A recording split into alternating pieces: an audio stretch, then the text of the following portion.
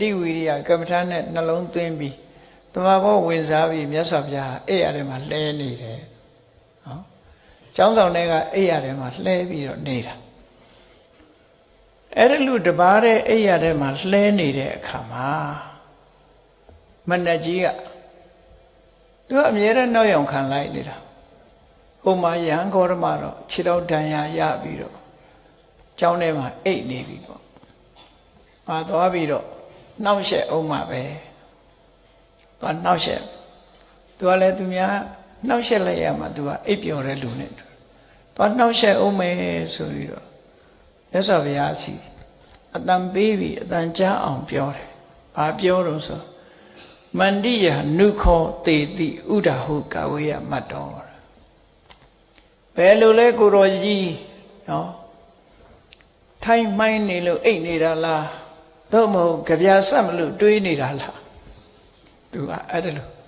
ရန်စတာပေါ့နော်ထိုင်မှိုင်းနေပြီးတော့အိတ်နေတာလားသို့မဟုတ်ကြပြဆက်မလို့တွေးနေတာလား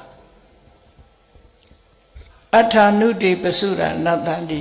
အိတ်နေလို့တော့ကိုတော့ဘာအကျိုးမှရမှာမဟုတ်ဘူးတဲ့ဘာမှကောင်းကျိုးချမ်းသာတွေရမှာမဟုတ်ဘူးတဲ့ဧကောဝိတေသေနာတနံမိနိဋ္ဌာမုခောခိမိတံသုပတေဝတိတ်ဆိတ်ငြိမ်သက်တဲ့ကြောင့်အိတ်ရထဲမှာကိုတော်တပါးတဲ့နော်အိတ်ချင်စိတ်တွေလွှမ်းမိုးပြီးတော့ဘာဖြစ်လို့အိတ်နေရတာလဲလို့မြတ်စွာဘုရားကအဲ့လိုလမ်းပြောတာကိုတော်ဘာလို့အိတ်ရတာတော့ပြောတော့မြတ်စွာဘုရားသူ့ကိုပြန်ပြီးတော့တုံ့ပြန်ပြောကြတဲ့စကားကတော့သူပြောတဲ့အတိုင်းပဲမြတ်စွာဘုရားတုံ့ပြန်ပုံကတော့နမန္တိယတယမိငါဟာထိုင်းမိုင်းနေလို့အိတ်နေတာမဟုတ်ဘူး